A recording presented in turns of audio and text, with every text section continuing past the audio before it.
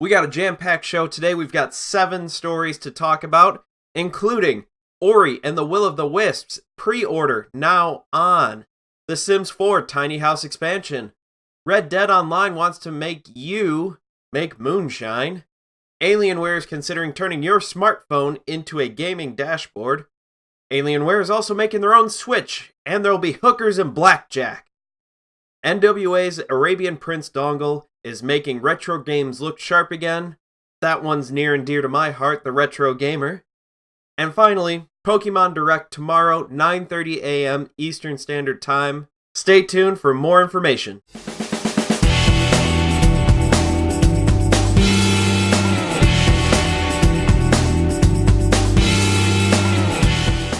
Ori and the Will of the Wisps is set to release on Xbox and PC starting March 11th. This game is a sequel to the hit game Ori and the Blind Forest. The game will continue their side-scrolling action-adventure here. If you're ready to pre-order Ori and the Will of the Wisps, you have a couple options here. You can pre-order the Collector's Edition. Now you might ask yourself, what's in there? Well, there are a couple awesome things in there. You get the art book, you get a music CD with the piano collections on it, you also get the original soundtrack from the game. This all comes in a nice steelbook case to help protect the game and show off the cool artwork on the cover. And finally, it all comes in some premium packaging to really show how special this game is, to keep all that stuff nice and together when you're not staring at the gorgeous artwork in the art video. You also have the option to get the standard edition. This one just comes with the base game. There's no fancy frilly extras here. You can just get the digital or the disc version on this. You will still get crossplay between Xbox One and Windows 10. I love what crossplay has been doing here with a bunch of different games. I've been able to play Sea of Thieves, for example, with a couple of my friends who have the game on Xbox, and I actually play the game on my PC. It's a fantastic option, so you don't have to worry if all of your friends don't have a PC, if all of your friends don't have an Xbox, you can still play together. Our next story is all about The Sims 4. Now, I haven't had a chance to enjoy this game. I know a lot of people have. I've been watching a couple different streamers play this on Twitch, and it looks like a pretty fun game. I haven't played The Sims since Sims 2, so it's been a little while. But for those of you who are interested in The Sims 4, they have a brand new content update coming out, available for purchase soon. It's their Tiny House expansion. So, all of you people who are fans of tiny houses, all of you who live in a tiny house, and want to recreate that in The Sims as well, this is everything that's going on. It is everything you desire. You could have other crazy shenanigans. In the trailer, which is linked below, there are some pretty hilarious things that can happen in there, including you could get crushed by your fold-out bed in the most hilarious way possible.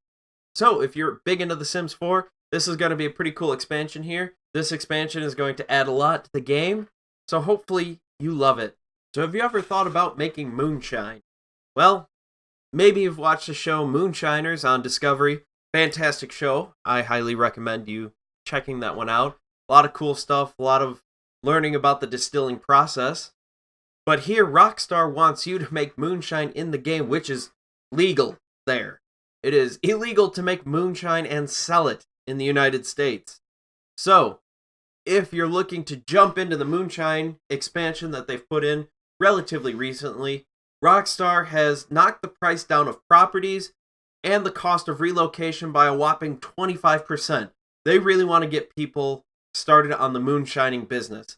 If you've already been a moonshiner, if you've paid your dues and bought in a while ago, if you can reach rank 3 before January 13th, you get a ton of new stuff. You get some new boots in a bunch of different colors if you've already got the boots. You'll also get a whole bunch of XP, about 500 points, for flavoring any of your moonshine. And if you sell a batch of medium strength or higher, you're going to get 30% off the horse Norfolk Roadster. So big stuff there. You want to be able to get your moonshine out to sell, you're going to need that horse. Now, if you're one of the traders in the game, you can get a 40% discount on items like stew pots, delivery wagons, and anything else you would need to start out moonshining. So you can take a nice little percentage off of that and go ahead and sell it for a nice tidy profit. So you can end up selling it for 80%, 90% the value of what it costs for other people. You can make a nice healthy profit there. 30% profit? Come on, that's a good deal right there. You can also get more stuff, including new hats, new jackets, hood tunics, all the different things that you can buy like that. Players who set up their two-step verification, side note, you always want to set up two-factor authentication. But if you do this within Rockstar, within Red Dead Online, you'll get an extra discount off the original trio of roles, as well as the Outlaw Pass. You even get a free horse. If you're a Twitch Prime member, you'll also get a free bag. And this free bag is better than that crappy one that Bethesda sent out, so even better. Our first of 2 Alienware stories here. The first one is that Alienware wants to turn your smartphone into a secondary monitor of sorts. So what they are concepting here, this is nothing that's out yet. This isn't anything that you can purchase or do. They're currently still in the discussion phase of whether or not this is a thing, and what better place to ask people than CES, all the people who want to know more about electronics and all this, and they're just kind of bouncing this idea out there, seeing what happens. So their idea is that you'll be able to see the boost clock, what your CPU is running at. You'll be able to look at what your GPU is running at. You'll be able to check the temperature of your CPU. You'll be able to check the temperature of your GPU. You can even check what your speed, your memory is clocked at. You'll have things like being able to check your fan speed. It'd be nice to be able to look at all that stuff in one place, especially if you're really pushing your system to the limit.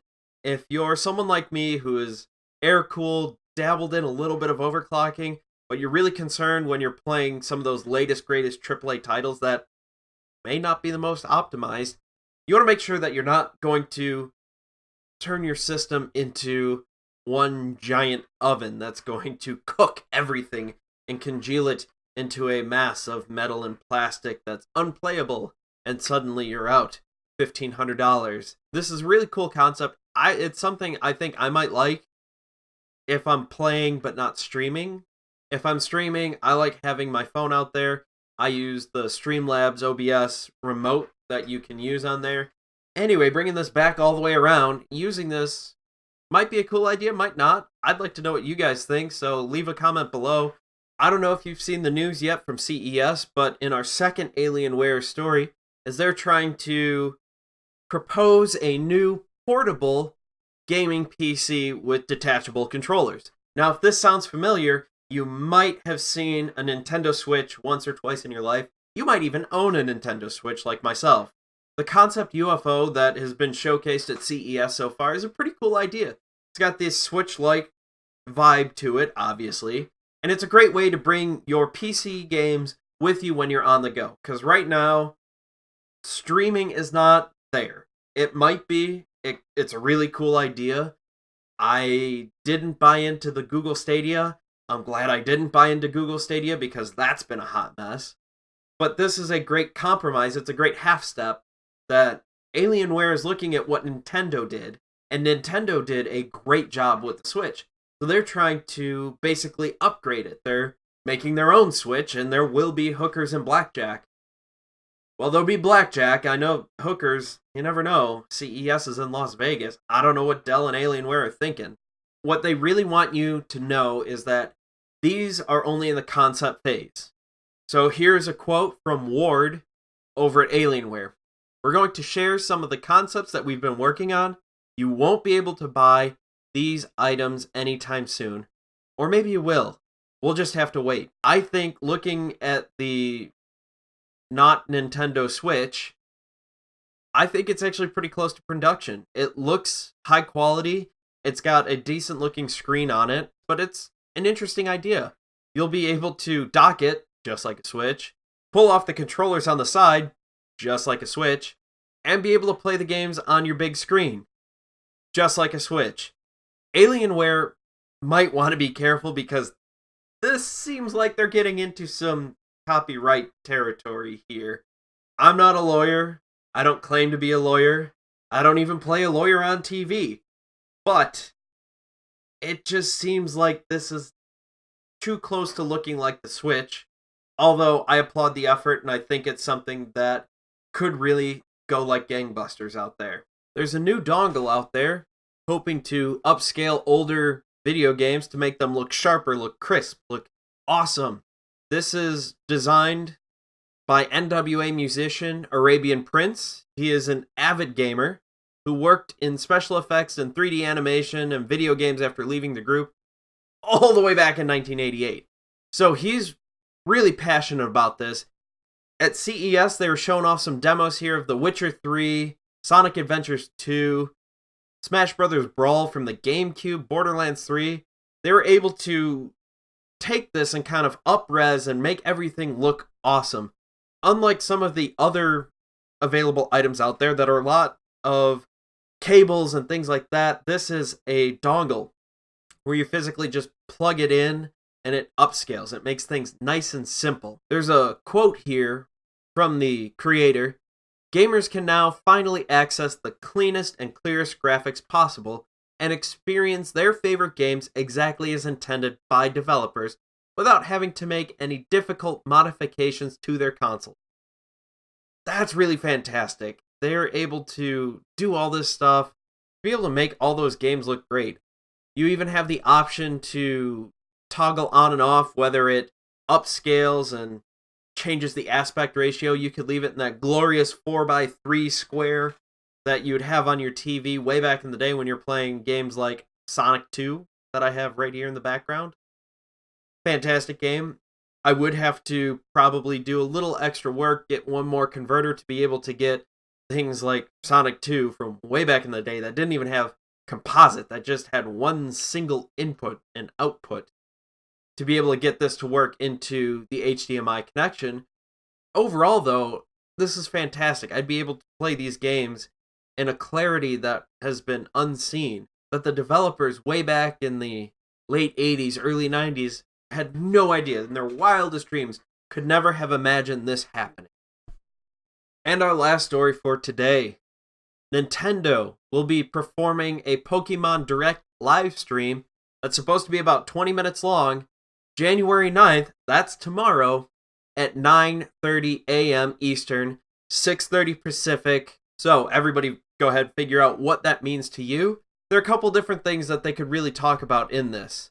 It looks like we'll probably get a little more information about the Pokemon Home app. This was revealed way back at a Pokemon conference in Tokyo in 2019.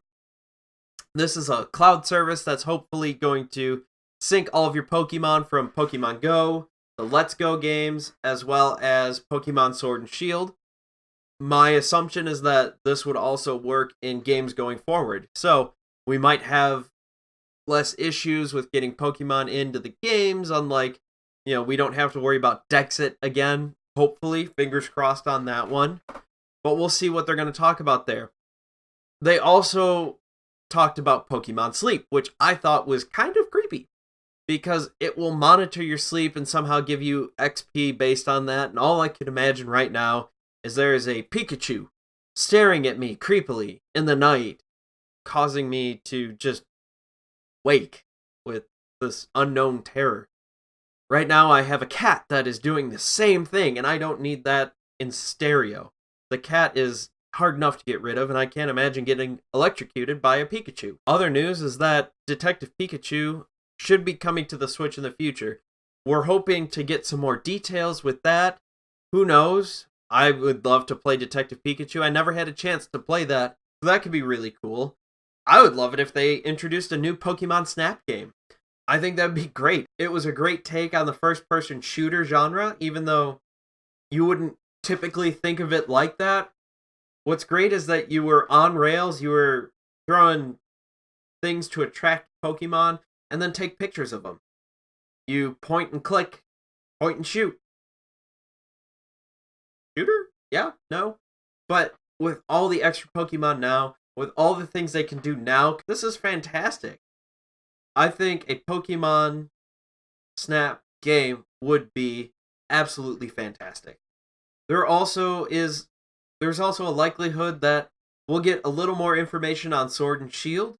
There might be some more Gigantamax forms, some information on Wildlands areas updates. Who knows? This all could be interesting. They might not talk about any of that. I'd like to think that they will. They might even talk about adding some DLC into the game. Maybe bring in some more Pokemon. Hopefully that's all a free content update. I don't know if I'd want to pay extra money to be able to download Pokemon that they took out. The last big thing I want to talk about is that I will be doing a live stream on YouTube. So go ahead, tomorrow morning, 9:30 a.m., I will be live reacting to the Pokemon Nintendo Direct. So go ahead, subscribe to the channel, ring that bell for notifications. If you like this video, give us a like, and I look forward to seeing you all tomorrow morning.